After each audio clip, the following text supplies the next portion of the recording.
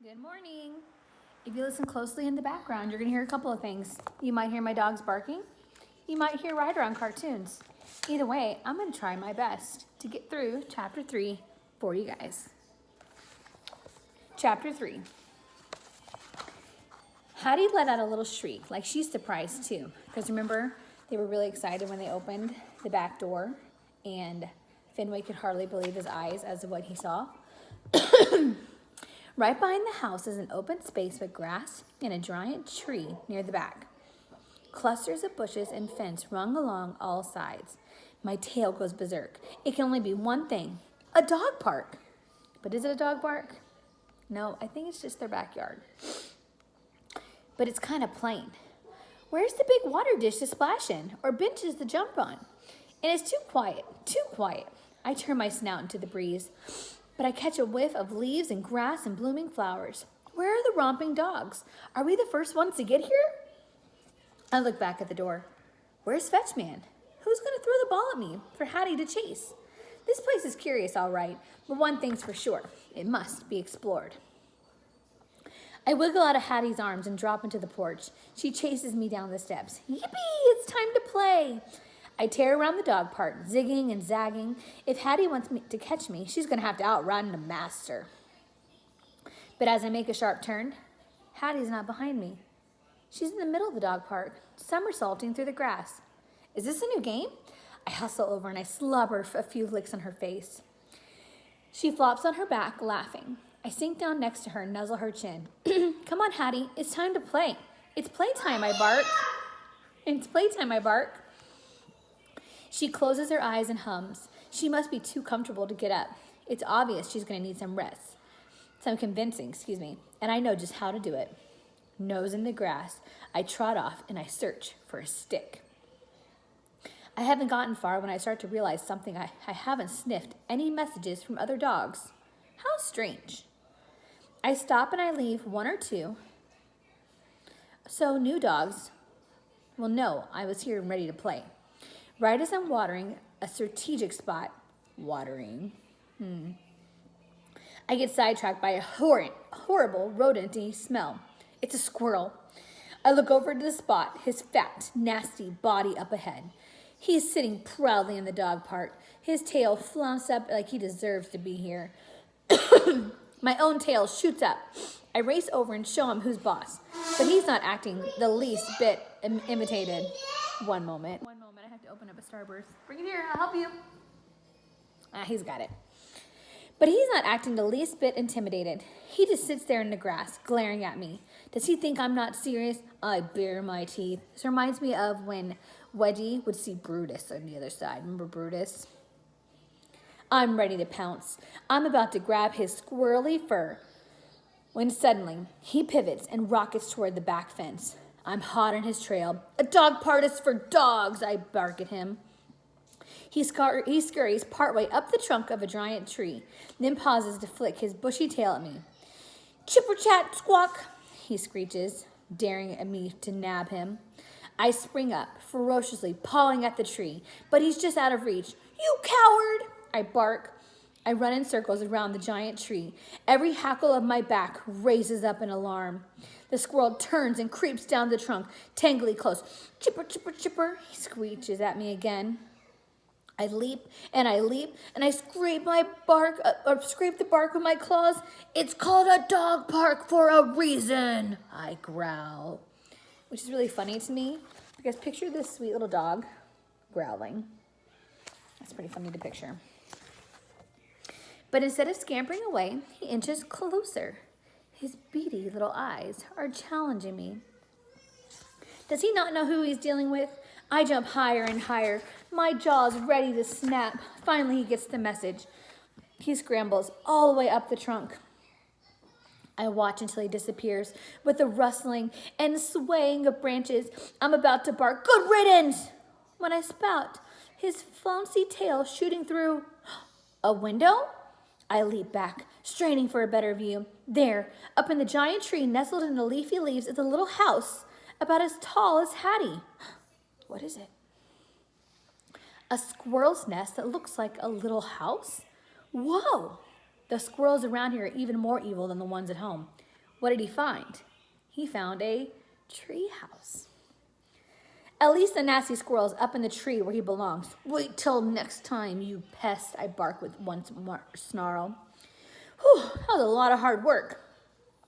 I turn to get Hattie, but she's already headed over. Whoopee! I know that look in her eyes. She's ready to play.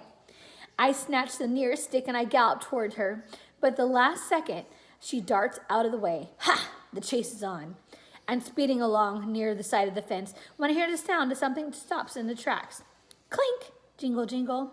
Hooray, hooray! More dogs are coming! I peer in the slats. I can hardly believe what I see. 2 dogs in another dog park. There's 2 dog parks side by side. They must notice me too because the golden retriever stops chasing her tail and lops over. The other dog does too. But is it really a dog park? What is it if they're side by side in the back of their houses? Their noses sniff wildly, examining me the best they can through the fence. The smaller ones, mostly white like me, but with black patches.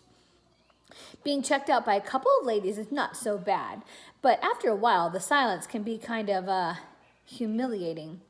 I drop the stick. Looks like an awesome dog park over there, I said. Not sure if you know this, but there's another one right here.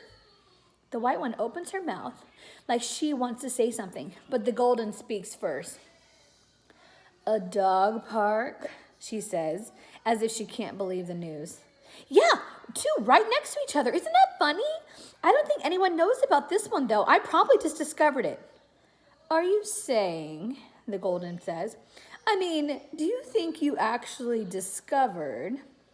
Give him a chance, Goldie, the white one says in a gentle voice. She turns to me. So, young fella, you're not from around here, are you?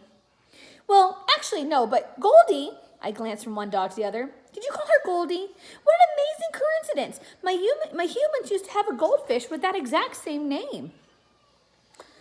Excuse me, the golden gets all growly. Are you comparing me to a fish? No, never. I would never do that. I slink back and I turn to the second dog. She's not nearly as big as Goldie, but she's a lot bigger than me. Of course you wouldn't, said the white dog. Even through the fence, I can smell how friendly she is. Don't mind her. By the way, I'm Patches. Patches, what a pretty name, and her voice is lovely. Goldie shoots her a stern look. Why don't you go tell us about yourself, young guy? Patches says. Oh, okay. Well, my name's Fenway.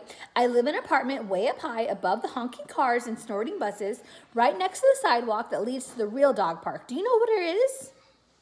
Patches cocks her head, like she's not sure she heard me right. No. Well, it's a really cool place. You just have to trust me. Goldie nudges her. We better listen to this guy, she says. He sounds like he knows what he's talking about. Mommy.